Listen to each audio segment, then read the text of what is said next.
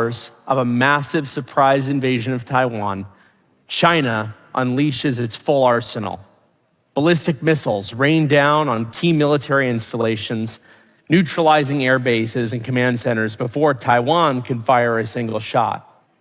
The People's Liberation Army Navy moves in with overwhelming force, deploying amphibious assault ships and aircraft carriers, while cyber attacks cripple Taiwan's infrastructure and prevent emergency response. The Chinese rocket force's long-range missiles shred through our defenses. Ships, command and control nodes, and critical assets are destroyed before they can even engage. The United States attempts to respond, but it quickly becomes clear. We don't have enough. Not enough weapons, not enough platforms to carry those weapons. American warships, too slow and too few, sink to the bottom of the Pacific under anti-ship missile swarms.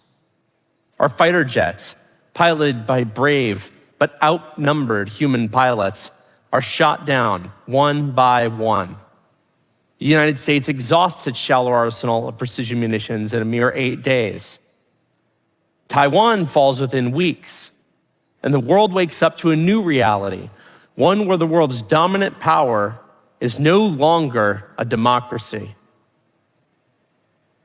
This is the war US military analysts fear most, not just because of outdated technology or slow decision-making, but because our lack of capacity, our sheer shortage of tools and platforms means we can't even get into the fight. When China invades Taiwan, the consequences will be global. Taiwan is the undisputed epicenter of the world's chip supply, producing over 90% of most advanced semiconductors, the high-performance chips that power today's AI, GPUs, robotics. These are also the chips that power your phones, computers, cars, and medical devices. If those factories are seized or destroyed, the global economy will crash overnight. Tens of trillions of dollars in losses, supply chains in chaos, the worst economic depression in a century. And the danger is more than economic. It's ideological. China is an autocracy, and a world where China dictates the terms of international order is a world where individual freedoms erode, authoritarianism spreads, and smaller nations are forced into submission. And before anyone shrugs this off as the plot of Michael Bay's latest movie, we've seen this film before. Just ask Ukraine. At this point, you might be wondering why a guy in a Hawaiian shirt and flip-flops is up here talking about potential World War III. My name is Palmer Luckey. I'm an inventor and an entrepreneur. When I was 19 years old, I founded Oculus VR while I was living in a camper trailer and then brought virtual reality to the masses. Years later, I was fired from Facebook after donating $9,000 to the wrong political candidate, and that left me with a choice: either fade into irrelevance and islands, or build something that actually mattered. I wanted to solve a problem that was being ignored, one that would shape the future of this country and the world. Despite the incredible technological progress happening all around us, our defense sector was stuck in the past. The biggest defense contractors had stopped innovating as fast as they had before, prioritizing shareholder dividends over advanced capability, prioritizing bureaucracy over breakthroughs. Silicon Valley, which was home to many of our top engineers and scientists, had turned its back on defense and the military writ large, betting on China as the only economy or government worth pandering to. Tech companies that once partnered with the military had decided that national security was someone else's problem. The result: your Tesla has better AI than any US aircraft. Your Roomba has better autonomy than most of the Pentagon's weapons systems. And your Snapchat filters, they rely on better computer vision than our most advanced military sensors. Now, I knew that if both the smartest minds in technology and the biggest players in defense both deprioritized innovation, the United States would forever lose its ability to protect our way of life. And with so few willing to solve that problem, I decided that I would try my best. So I founded a company called Anduril, not a defense contractor, but a defense product company. We spend our own money building defense products that work rather than asking taxpayers to foot the bill. The result is that we move much faster and at lower cost than most traditional primes. Our first pitch deck to our investors, who are very aligned with us, said it plainly. We will save taxpayers hundreds of billions of dollars a year by making tens of billions of dollars a year. Now, while we make dozens of different hardware products, our core system is a piece of software, an AI platform called Lattice, that lets us deploy millions of weapons without risking millions of lives. It also allows us to make updates to those weapons at the speed of code, ensuring we always stay one step ahead of emerging and reactive threats. Another big difference is that we design hardware for mass production using existing infrastructure and industrial base. Unlike traditional contractors, we build, test, and deploy our products in months, not years.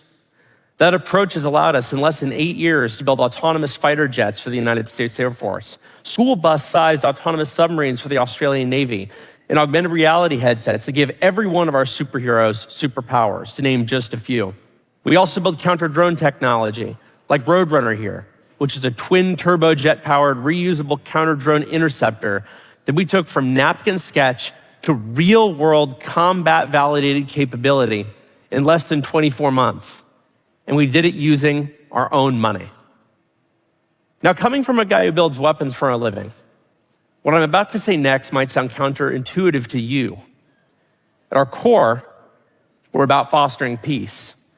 We deter conflict by making sure our adversaries know they can't compete. Putin invaded Ukraine because he believed that he could win. Countries only go to war when they disagree as to who the victor will be. That's what deterrence is all about. Not saber rattling, making aggression so costly that adversaries don't try in the first place. So how do we do that?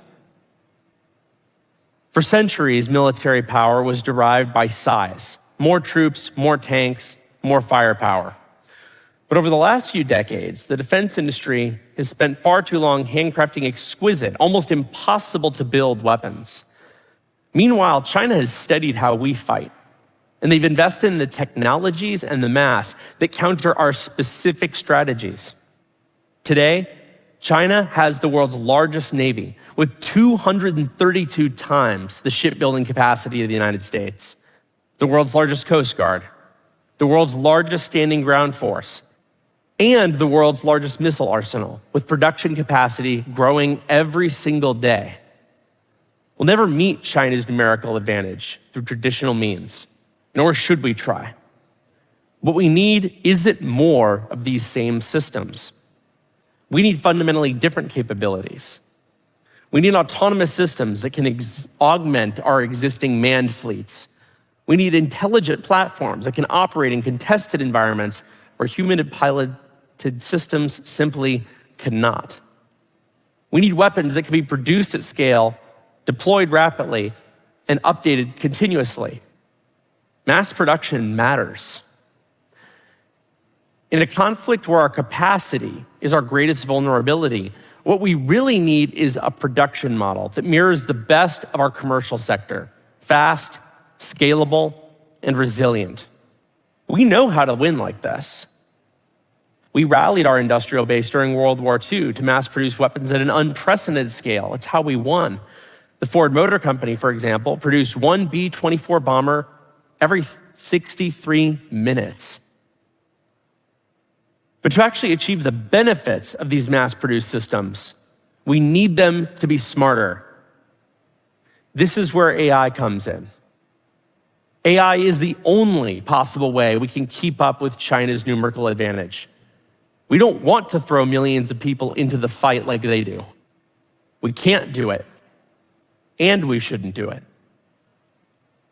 AI software allows us to build a different kind of force, one that isn't limited by cost or complexity or population or manpower, but instead by adaptability, scale, and speed of manufacturing.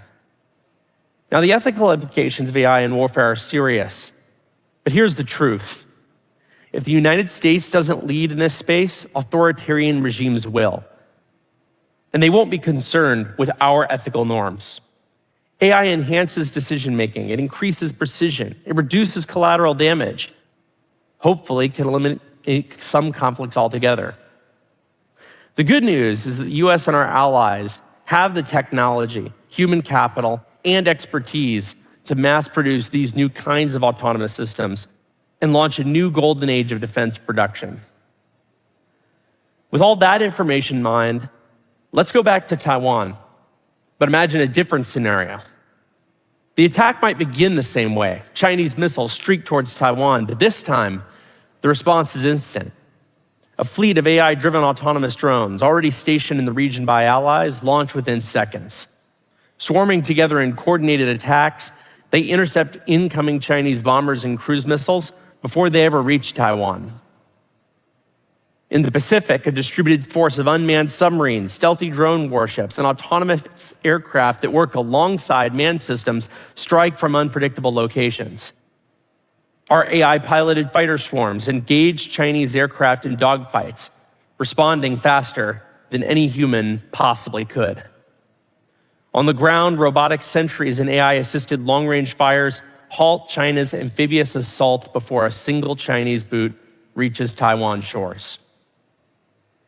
By deploying autonomous systems at scale, this type of autonomous system, we prove to our adversaries that we have the capacity to win.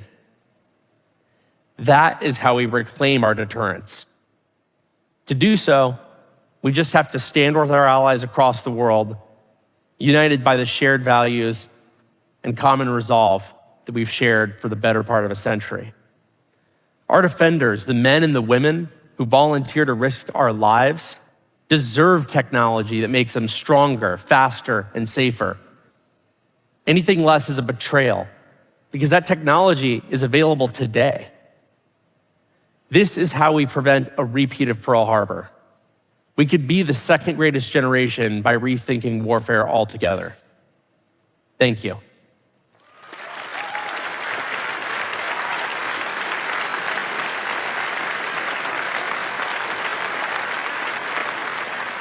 Thank you, Palmer. You painted a very vivid picture of the future of warfare and deterrence.